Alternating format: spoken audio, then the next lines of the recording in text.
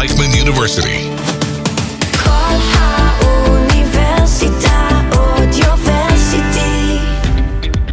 De-influenced. It's time to set the record straight with Jana Hoffman and Amanda Jakubowicz. Welcome to De-Influence, a show that explores the world behind the camera, the influencers who can affect our lives and the world in which they live. My name is Jonah Hoffman, and with me, as always, is Amanda Jakubowicz, and today we are joined by a very special guest. You know her best as one of the founders and leaders of Olim and Us, Noa Barazani. Thank you so much for coming on the show. Oh my god, thank you guys for having me. That was such a good intro, Jojo. I'm very impressed. I've done podcasts before, and that's a fabulous intro. He's really good at that. Can you give me tips and pointers after? Yes, of course. I'll send you a Post-it note. Perfect. with all of them. So just to hop right into it, how have you gotten into this role? Obviously, like, everybody knows you from Olim and Us and your famous street interviews and the podcast and everything. How did you really enter this world in the first place?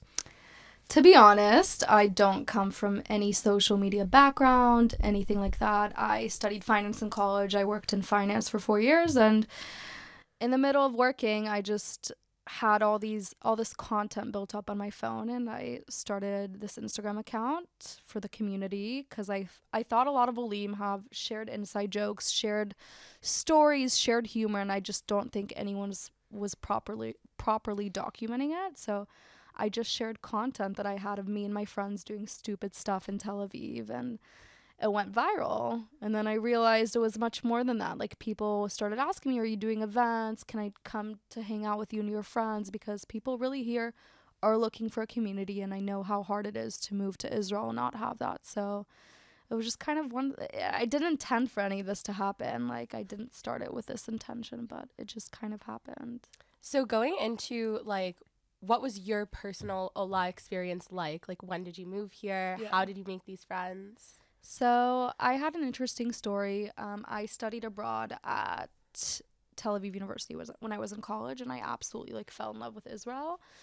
Even though I'm half Israeli, my parents are from here. I was born here. I just grew up in the States my entire life. And after college, I was like, you know what? I'm gonna move to Tel Aviv for a year or two, give it a chance. I come from a finance background, and for me, the other option was just going to New York and doing the basic Wall Street route. And I told myself it's now or never, so I came here and just loved it and told myself I don't want to go. So I came here. I was lucky because I had a few friends from study abroad, so it wasn't such a isolating experience like it is for a lot of people, but I met all my friends through mutual friends, and it's just, you meet one person, it opens up a whole other door for you. And yeah. Exactly. So I'm also Israeli, Yeah. Entire families from Israel, grew up speaking Hebrew, blah blah blah, grew up so Zionist in Israel and everything. And then I'm finishing university now, and the question is oh, okay, so do I move here, do I not? And I'm literally so jealous of people like you, and people that just got up one day and had the courage to be I'm gonna go to Israel. I love Israel so much, I'm gonna do it. And It's not easy, but worst case, what happens? You're young, you move here, it doesn't work out, you can always get up and move back. That's what I always told myself. Do you have the option? Which is always nice, but exactly. But it's now or never. Have you seen the effects that Olim and Tel Aviv has had in helping new Olim or convincing people to sort of move to Israel or to come even just to be here for a year or two in the first place? So what's really interesting is the name is Olim and Tel Aviv, but it's much bigger than that. A lot of our followers live outside of Israel. A lot of them are people who did Birthright or Masa programs, and they get the inside jokes, they get the humor, and they want to stay connected to Israel. So they follow our account, and they're able to live through their own experiences through this account. And what's interesting is post October 7th, a lot of the pro-Israel accounts, the Hasbara influencers, all these people, they're doing a great job, but it's focusing on politics, on war, and they're doing an amazing job. I'm not saying they're not doing a good job, but it's very hard to grow up in the States and just see that all the time. And I know a lot of people who are Jewish and live in the States, and they're scared of coming to Israel because all they see is politics and war and violence. So what Olim and Tel Aviv is really doing is it's showcasing life in an authentic way, and it showcases that life still goes on here. And I've gotten DMs from people saying, you're the reason I'm making Aliyah, or I'm considering studying abroad or doing a program here, and I was very scared because of what's been happening, but your account convinced me that it's safe enough. So yeah, it's crazy. I was just talking about this. This account started off as a joke, and it's actually making an impact. You know, forget all the humor, forget all the Tinder Tuesdays, forget all that stuff, but people are seeing that life in Israel is normal. 100%. And like, this is really something that we talked about with Shacha when we interviewed him a couple of days ago. And like, there's the hasbara that's like getting in front of a camera and being like, Israel is the war and the and then there's like the real authentic, like, here is a lens into life here. This is like real Israel. Right. This is what it's like here, like Jews, like here's what it's like if you moved here. Non-Jews, this is just what our life is like. And that authenticity, that is the hasbara, like that connection, that humanization and that connection. Right. So yeah, there's two different ways for hasbara, like you just talked about, basically. But do you think there are specific pros to the type of hasbara, we'll say quote unquote hasbara, like societal and cultural hasbara that you guys do that are over the political type, like showing what life is like here in Israel? I don't think it's pros. I just think it's different. It's a different angle you're taking. You're taking a humorous angle. You're taking the angle of connecting with people. You're taking, you know, you're just taking a totally different angle. I don't think it's pros and cons. I think it's different. And if you asked me, I would have never seen it as hasbara. It's just after all the DMs I'm getting and like the impact that I'm seeing, I'm like, okay, I'm actually making a difference. But when I upload Tinder Tuesday or like Startup Nation Reel, that's not what's going through my head, you know. But yeah. How do you think like the effects of October 7th have actually changed the Olim community? It's definitely brought them stronger together. Like, the Olim community is strong, but October 7th helped bring people together for sure. Like, helped, I think, people be more more authentic, more real, more loving and kind to other people too. Like, Olim tend to stick in bubbles. Like, the Americans stick with each other, the Brits stick with each other, and I just think a lot of them started meshing more together and going to all these events and volunteering and, you know, just being more kind and loving. You know, after October 7th, I think the big takeaway was always be kind and always be nice and help others when you can, because you never know. Exactly. I think that's probably also a lot of like that Israeli, like Am Yisrael coming together and everything, that really rubbing off on the Olim community and like the two communities learning a lot from each other. Right. And there's been kind of like a lot of Aliyah and a lot of Yerida, like a lot of moving away from Israel, from Israelis and non-Israelis coming here. How do you think that's changing the communities here, the Olim community? And how do you think that will sort of change the image of what an Israeli is in the future? So it's interesting. We did have a lot of Olim this past year, and a lot of them are actually from Russia, which is fascinating. Not surprising, but fascinating.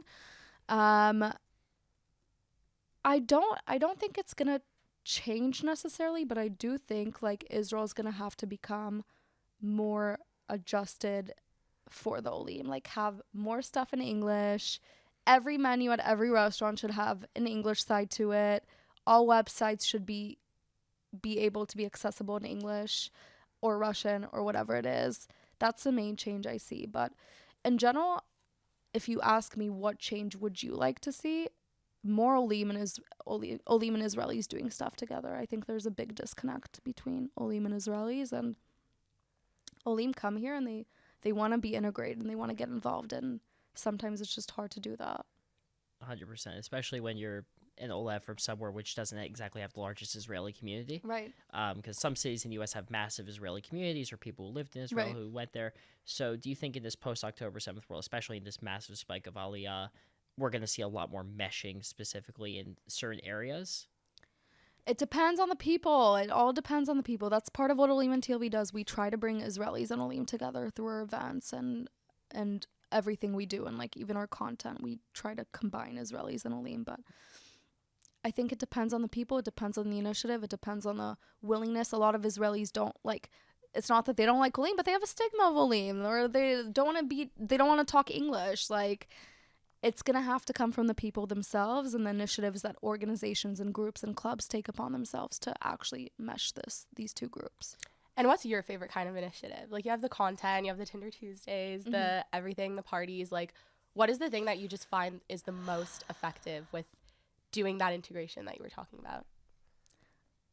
I think the most fulfilling thing for me, but also the most pain to do is events. Like these events that I put on, they're so stressful. You want to make sure people show up. You're scared, and then you get in your head that, oh, no one's gonna show up. Like, who am I even? Like, why are people gonna come to this? And then the event happens and people show up, and then people come up to you and they're like, thank you for doing this. You've helped me find my friends here, and I've met so many people through your events, and it's so rewarding and fulfilling. And I was telling Jonah this like earlier, but for me it's like funny and games and like just funny stuff and humorous, but at the end of the day it's like I'm getting these DMs and feedback that I'm actually making a difference, and it's sometimes really hard to process that, like through these events and stuff we're really helping people find a home here. So I think that's the most fulfilling. That's one thing about like the change in just the social media landscape, and then also the landscape on the ground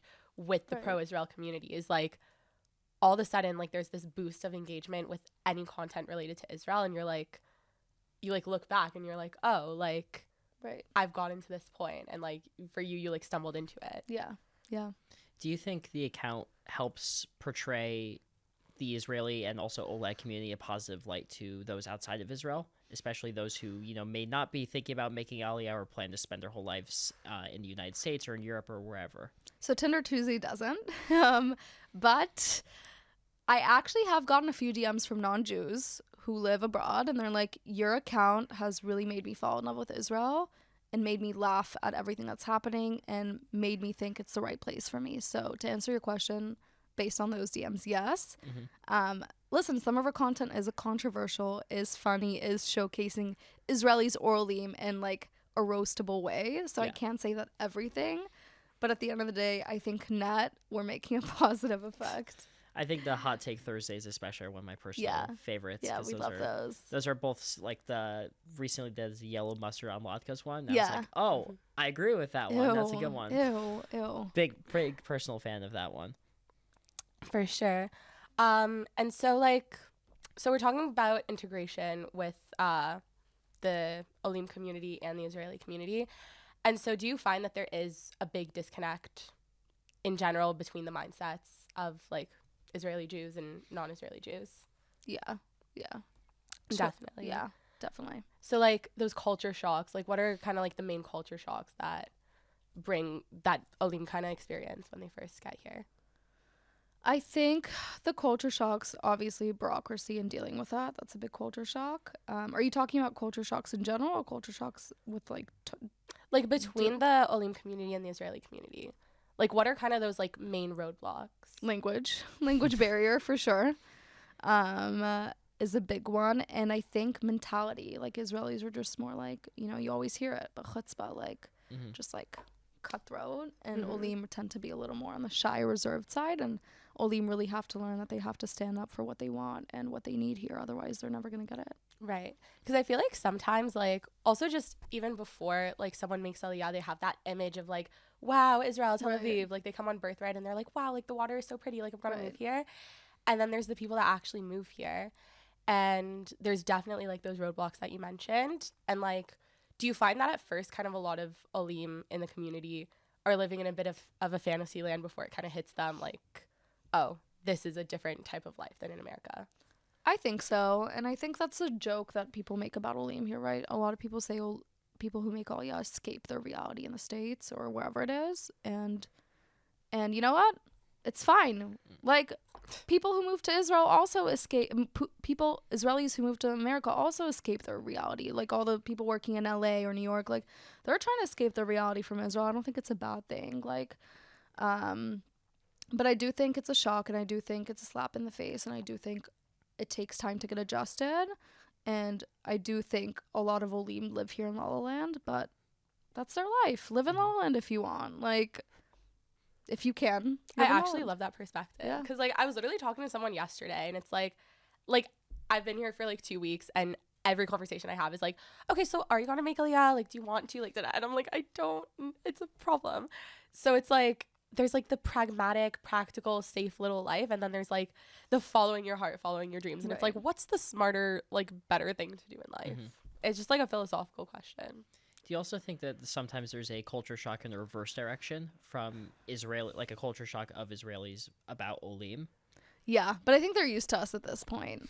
Like, they just know, and Yeah. we have a stigma, and that's fine. It's part of the jokes. It's part of the Israeli Olim experience. But there is a shock, and like a lot of Israelis struggle, I think, with the English and like talking to Olim. Like, and I know it's a real problem for a lot of them. Like, I've had Israelis open up to me and say, talking English and like working at even coffee shops is a struggle for them because they have to in Tel Aviv especially, because they have to get adjusted to the English.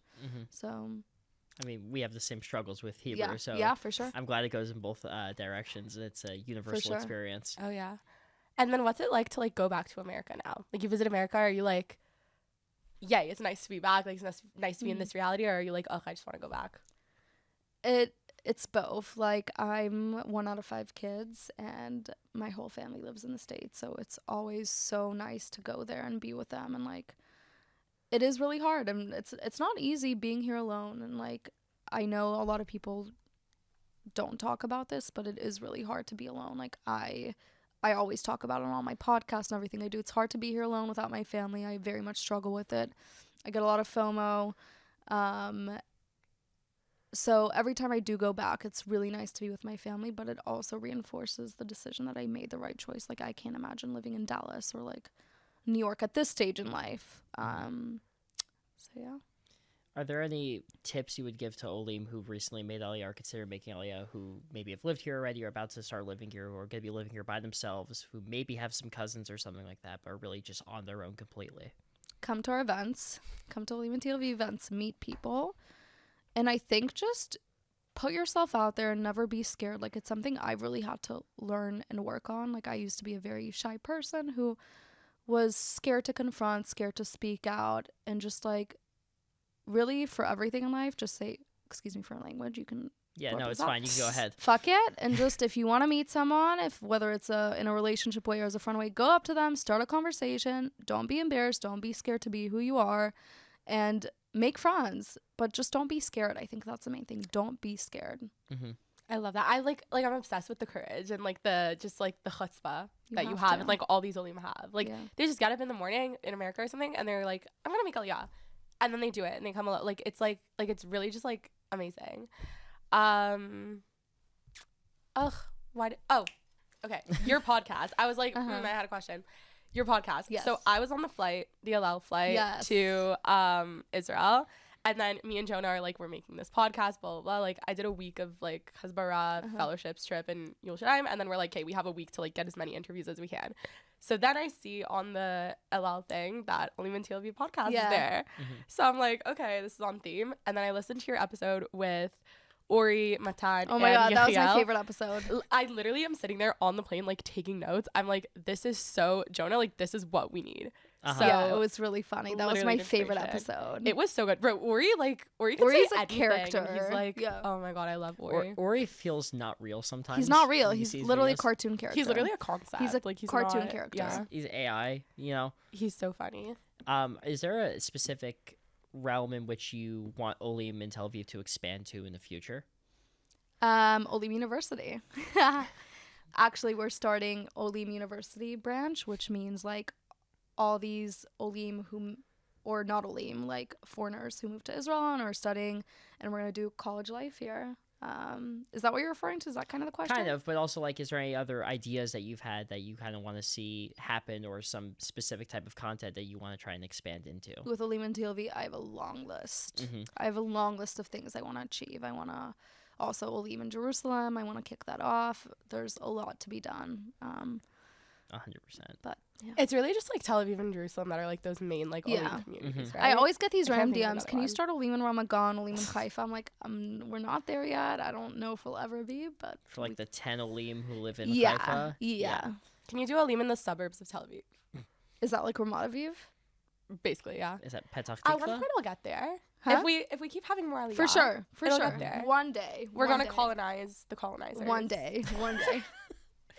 It's a Love. double negative, so you're just going to start doubling up on that at a certain Exactly. point. Yeah. The Olim invasion of 2025, Oh. Ooh. maybe. Oh, Ooh. Amanda, Starting with me. Just kidding. No, I don't know. I don't know if I'm moving. We'll see. Yeah. So with that said, is there anything else you'd like to talk about, or anything else that you'd like to mention, or anything? Any influencers you want to name drop? Talk about their husband skills. Just kidding. I love Shachar Cohen, Zach Margs, Literally. Margolin. Honestly, we've all become a family, like, throughout this. Even though Olim and Us isn't a Hezbollah account, quote unquote, it's been able to open a lot of doors for me and meet really amazing people and really build a family for myself. So how did that network like happen? Like literally just social media? Just social media. And then you meet in person and it just happens. It's really funny because that's technically how I met Amanda. Yeah. Low key. Yeah. Like he was like my little, like I was like low key like influencer fangirling to him. And then he's like friends with friends at IDC and whatever. And then I reposted one of his reels. And then my friend that goes here is like, oh, I know him. He's my good friend. So I'm like, haha, tell him I say hi. And the next thing I know, we're starting a podcast. Yeah, 100%. We're trying to get as many influencers on here as we Amazing. can. Good for you everything. guys. Ask the questions that really, need to be asked and everything. Amazing. Good for you guys. So, with that said, thank you so much for coming on the show. Of course. Thanks for having me, guys. Thank you so much. Of course. You literally like found like that tiny little window in your schedule. I know. I'm really happy Yeah. we got this done, though. Yeah, I'm so happy. BA. Thank you. Hopefully we can have you back on in the future. BH. This isn't like a one-off thing. We hope BH. everybody we can bring on multiple times and everything. With that said, thank you for listening to De-Influence, a show that sets the record straight and explores the world of influencers, content creators, and more. Thank you so much, Noah, Of course. for joining the show today. My name is Jonah Hoffman, and we will see you in the next one. De-Influenced. It's time to set the record straight with Jonah Hoffman and Amanda Yakubowicz.